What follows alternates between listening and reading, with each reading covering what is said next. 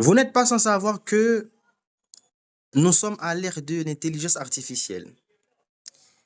Et ce serait une parfaite redondance si je vous dis que l'heure est à l'intelligence artificielle, dans la mesure où les technologies d'intelligence artificielle s'invitent dans presque toutes les facettes de notre quotidien, que ce soit à travers les technologies de télécommunication, comme par exemple le téléphone ou l'ordinateur que vous utilisez actuellement pour participer à cette conférence, que ce soit à travers les technologies utilisées dans le domaine de la santé, et comme les outils d'IA qui permettent de réaliser des opérations chirurgicales en ligne, et appelées notamment téléchirurgie, ou encore à travers les technologies utilisées dans le domaine de l'automobile, par exemple avec les voitures autonomes. Si l'intelligence artificielle transforme presque tous les domaines de la société, alors le domaine juridique ne fait pas exception. Et on pourrait se demander, assez légitimement d'ailleurs, pourquoi le domaine du droit aurait constitué une exception à cette invasion de l'intelligence artificielle.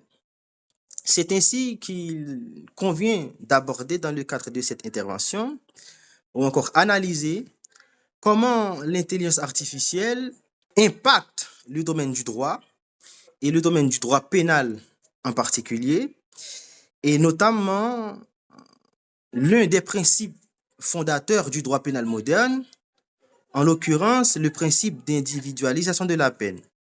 Pour ce faire, il convient de procéder tout d'abord à une approche conceptuelle du principe d'individualisation de la peine afin d'en cerner un peu les contours et ensuite montrer quelques implications réelles de l'IA sur ce principe du droit pénal. Le principe d'individualisation de la peine,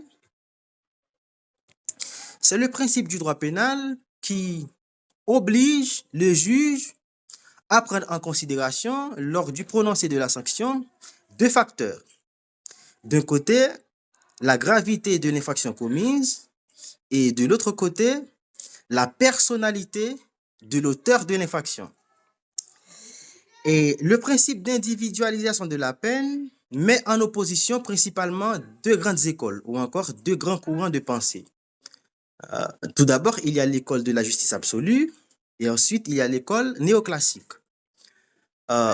L'école de la justice absolue, cette école représentée notamment par Emmanuel Kant et Joseph de Maistre, soutient que lorsqu'une infraction est perpétrée et que la justice a été bafouée, c'est la peine qui sanctionne l'auteur de l'infraction qui assure l'expiation du crime. Et Emmanuel Kant poursuit en affirmant que la peine doit être appliquée d'une manière intégrale. Et il va plus loin en affirmant que cette peine doit être appliquée indépendamment du problème de savoir si elle est utile ou non à la société. Et de notre côté, il y a l'école néoclassique. Cette école qui a comme figure de proue Rossi, Guizot et Ortolan pense tout l'inverse, puisque cette école soutient de son côté que lorsqu'une infraction est perpétrée et que la justice a été bafouée, la peine qui sanctionne l'auteur de l'infraction doit être à la fois juste et utile. Et afin de parvenir à une peine juste et utile, il faut l'individualiser, c'est-à-dire l'adapter en fonction de la gravité de l'infraction, mais également en fonction de la personnalité de l'auteur de l'infraction. Pourquoi? Eh bien, c'est précisément parce que, selon les préceptes de cette école, l'école néoclassique, tous ceux qui commettent les mêmes infractions ne sont pas les mêmes. Ils se distinguent notamment par leur sexe, par leur âge, par leur passé, mais également par leur personnalité. Et en plus de ces spécificités endogènes, il y a également d'autres spécificités qu'on pourrait qualifier de spécificités exogènes qui rentrent aussi dans l'équation, puisque les circonstances dans lesquelles les infractions sont commises ne sont pas souvent les mêmes. Donc, autant d'éléments à prendre en considération dans la détermination de la sanction. Il convient de souligner que le principe d'individualisation de la peine ne peut aucunement être mis en œuvre, du moins de manière effective, si le juge ne dispose pas le pouvoir d'apprécier l'infraction commise selon son intime conviction. Et l'intime conviction, c'est cette liberté accordée au juge de pouvoir moduler la sanction selon son fort intérieur. Et contrairement au système d'épreuve légale qui exige, qui oblige au juge de fonder sa décision selon les éléments de preuve administrés lors du procès, le système de l'intime conviction accorde ou offre cette latitude au juge de pouvoir fonder sa décision selon sa seule raison, selon sa seule conscience, ou encore selon la perception qu'il a de la personne qu'il juge. Et cette perception se nourrit ou se construit notamment par le contact direct du juge avec la personne qu'il juge, donc l'inculpé. Et au cours de ce contact, le juge analyse, par exemple, les silences de l'inculpé. Il analyse ses émotions, son comportement non verbal, donc autant d'éléments qui participent à la formation de l'intime conviction du juge. Maintenant, le problème va se poser dès lorsque l'intelligence artificielle va faire son apparition subreptice dans le processus décisionnel juridictionnel, et notamment avec l'inférence statistique. Bon, l'inférence statistique, c'est un procédé purement mathématique, mais vous n'êtes pas sans savoir qu'on ne peut pas parler de l'intelligence artificielle sans parler des mathématiques. Je crois que l'intelligence artificielle et les mathématiques sont indissociables. Mais en tout cas, dans le domaine du droit, et l'inférence statistique, c'est ce système algorithmique qui va prédire le comportement futur d'un individu, notamment son risque de récidive, grâce à des données collectées au préalable auprès des populations qui présentent les mêmes caractéristiques que cet individu. Par exemple, le système d'algorithme va prendre en considération le sexe et l'âge, le niveau d'instruction, les antécédents judiciaires ou encore la situation professionnelle de l'individu. Toutefois, le problème avec l'inférence statistique, c'est que ce système a tendance à reproduire, voire amplifier les biais structurels, notamment les biais discriminatoires, puisque ce n'est pas parce que deux individus ont les mêmes caractéristiques, par exemple, ce n'est pas parce que deux individus ont le même sexe, ont le même âge ou habitent le même quartier qu'ils méritent la même peine, ou encore qu'ils sont susceptibles de commettre les mêmes infractions, ou plutôt qu'ils présentent un niveau de dangerosité égal. Et les biais discriminatoires ont été révélés notamment par une étude qui a été publiée en 2016 par ProPublica.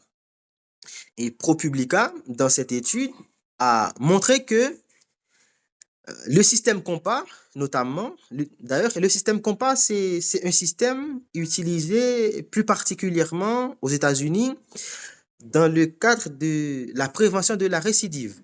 L'étude de ProPublica en 2016 a montré que le système compas a tendance à générer un score beaucoup plus significatif ou encore à montrer un risque de récidive beaucoup plus élevé chez les Afro-Américains que chez les prévenus blancs, alors qu'ils ont les mêmes profils. Tout simplement parce qu'on a tendance à considérer que les Afro-Américains habitent les quartiers les plus défavorisés ou encore font partie des catégories de population les plus vulnérables. Il y a une affaire au cours de cette même année, 2016, c'est l'affaire d'Eric Loomis, euh, une affaire dans laquelle l'inculpé a contesté une décision rendue par la Cour suprême de Wisconsin, je crois, aux États-Unis. Il a contesté l'utilisation de l'intelligence artificielle, notamment le système compas, dans la détermination de sa sanction. Donc, il a argué que le fait d'utiliser le système compas pour déterminer sa sanction constitue à son encontre une atteinte grave et flagrante à son droit à une peine individualisée et par conséquent à son droit à un procès équitable.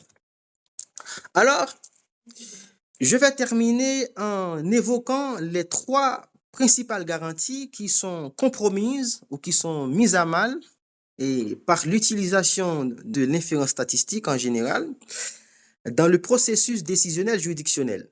Donc, c'est tout d'abord le principe d'individualisation qui est mis à mal, puisque je tiens à préciser que l'invasion ou encore l'utilisation de l'intelligence artificielle au sein de la justice ou pour déterminer la sanction ne constitue pas seulement une transformation technique, mais c'est également une transformation paradigmatique, puisqu'il provoque un changement de paradigme, et c'est aussi une transformation épistémologique, puisque l'intelligence artificielle ne se contente pas de mettre à mal le principe d'individualisation de la peine, mais elle provoque aussi ce que j'appelle une désindividualisation de la peine.